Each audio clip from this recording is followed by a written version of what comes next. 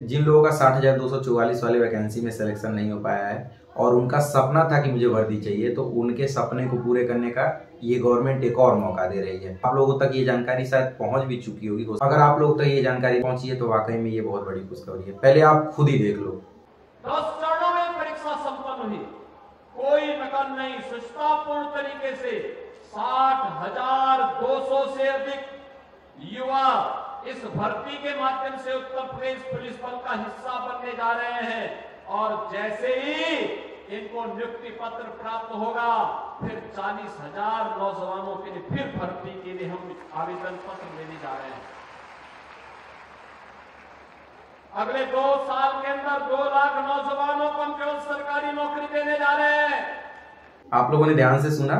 वो अलग चीज है कि हर भाषण में कुछ ना कुछ कहा जाता है, लेकिन इस चीज में 100% सच्चाई है। वैकेंसी जब आपकी चल रही थी 60,244 वाली, तभी से ये कहा जा रहा था कि 40,000 भर्ती और आएगी इस वैकेंसी के कंप्लीट होते ही। और अब क्लियरली मुख्यमंत्री जी द्वारा ही बताया जा रहा है। अब सोचो, योगी जी ने कह दिया मतलब कह ही दिया। थोड़ी चीजें आगे पीछे हो जाएंगी, लेकिन ऐसा नहीं है कि आएगी नहीं। अब 40,000 वैकेंसी में टोटल सिविल का पद रहेगा या मिक्स रहेगा, इसके लिए थोड़ा सा आपको और इंतजार करना पड़ेगा। तो मैं कह रहा हूँ कंफर्मेशन हो गया है 40,000 भर्ती आने की, तो हमारा काम है उसमें एक सीट अपने लिए रिजर्व करना। और रिजर्व कैसे होगा कि जब वैकेंसी का नोटिफिकेशन जारी होगा तब तैयारी करेंगे, तो बिल्कुल नहीं। आप लोगों ने देखा है कि 60,244 वैकेंसी का फॉर्म कैसे आया और कैसे पेपर हो गया।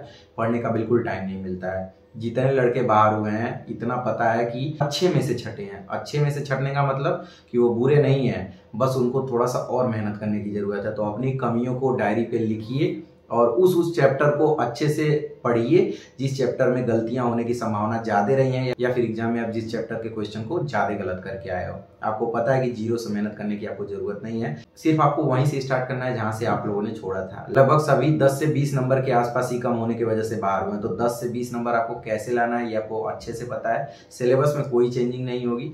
कुछ लोग ये सोचेंगे कि री एग्जाम वाले के हिसाब से होगा या पहले वाले जो एग्जाम हुआ था उस हिसाब से होगा, तो सिलेबस आप अच्छे से पढ़ लीजिएगा। ये चीजें बाद में ही क्लियर होंगी।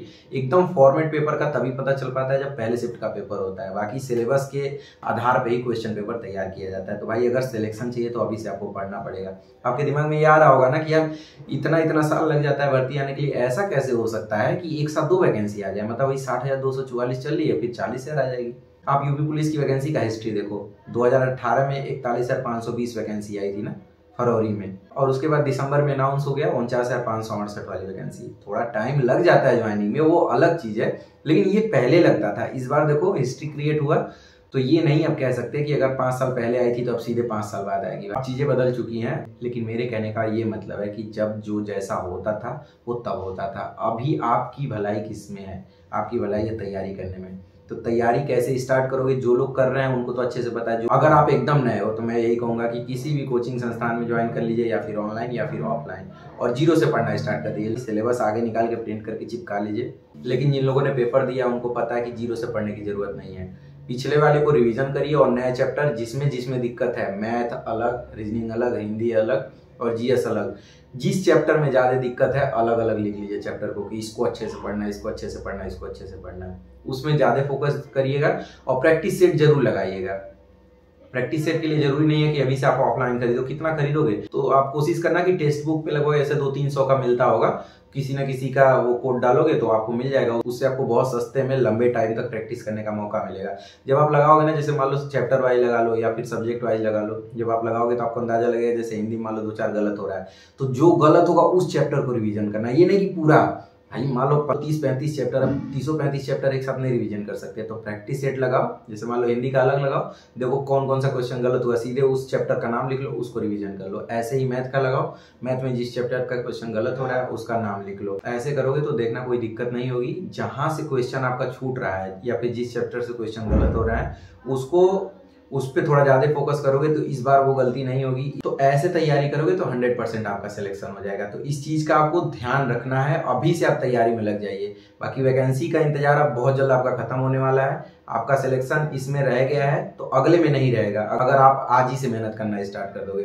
तो आप लोग मेहनत करना स्टार्ट कर दो, मैंने तरीका बता दिया है। बाकी और चीजें जैसे जैसे क्लियर होंगी आपको इस चैनल पे जानकारी मिलती रहेगी। तो अगर वीडियो अच्छा लगा हो तो वीडियो को लाइक करिएगा और चैनल को सब्सक्राइब करना ना भूलिएगा, क्योंकि इसी चैनल पे आपको हर चीजें मिल जाएंगी। कोई भी चीज़ पूछनी हो तो कमेंट सेक्शन में पूछ सकते हो या फिर मेरे इंस्टाग्राम आईडी को फॉलो कर सकते हो। मिलते हैं अगले वीडियो में, तब तक के लिए बाय बाय।